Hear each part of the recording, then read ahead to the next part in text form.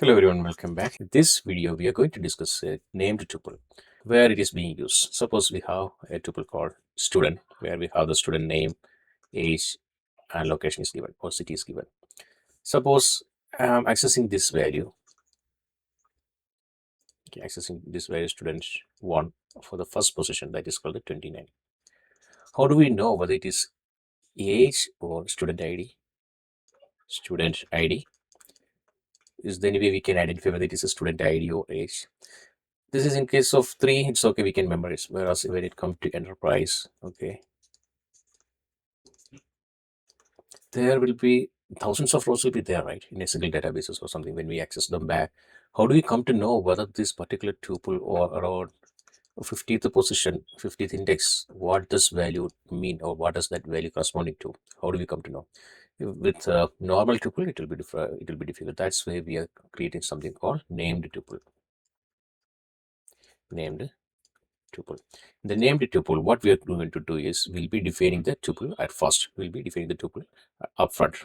Something called for using the named tuple, we had to import something called named tuple that is available in collections. From collections, import named tuple. Then only we'll be able to use this named tuple. Once it is imported, then we have to define student equal to named tuple.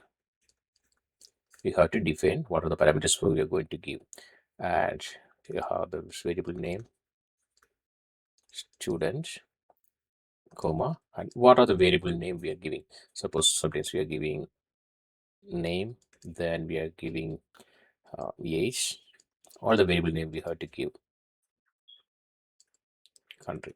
Like that we have to define. Once it is defined, how can we access them back?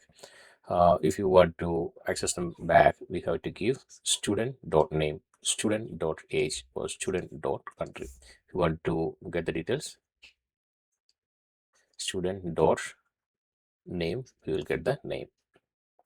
Instead of student of 0, 0 doesn't mean we don't know what does that mean, right?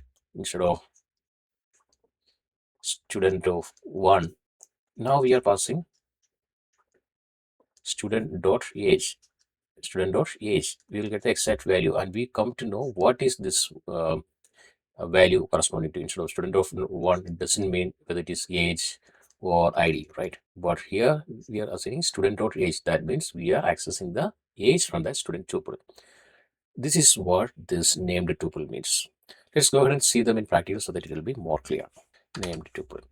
Suppose how we are going to define from collections import named tuple. Now we are going to define the named tuple. Okay, student equal to named tuple of student, and where we are giving a name, age, and city. Name, age, and city. Thereafter, if you want to add some details, then we have to just give student equal to, suppose no need to give the student. Suppose Anu equal to, I had to give like this. Okay, student of, that means it is calling this named tuple student, and age name will be given to this one, age will be given to 30, and city will be given to Canada, like this.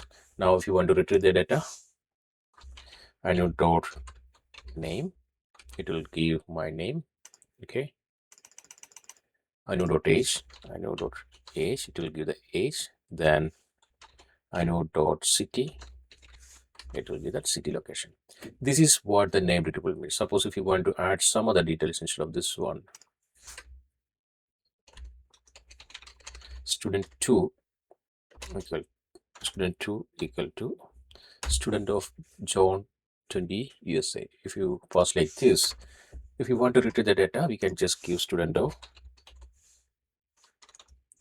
student 2 dot name, it will give John, and student 2 dot name comma student 2 dot age,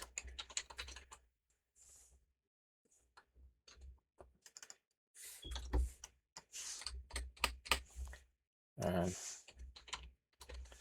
student2 dot city, it will be the corresponding value. We can go one by one so that I have given all together. This is what this named tuple used.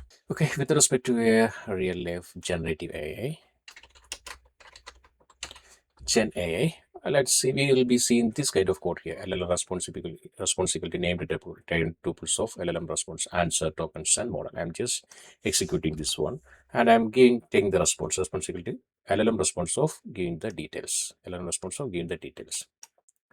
Suppose if you have this details like this, and if you execute this one, we will get a response answer. What is the answer? This is the answer. Artificial intelligence is what is the answer it is given, then how many tokens has used and which model has used, so that it will be clearer from the response. We can get the answer, response dot answer, response dot token, response dot model, all those things we can unpack from this named tuple.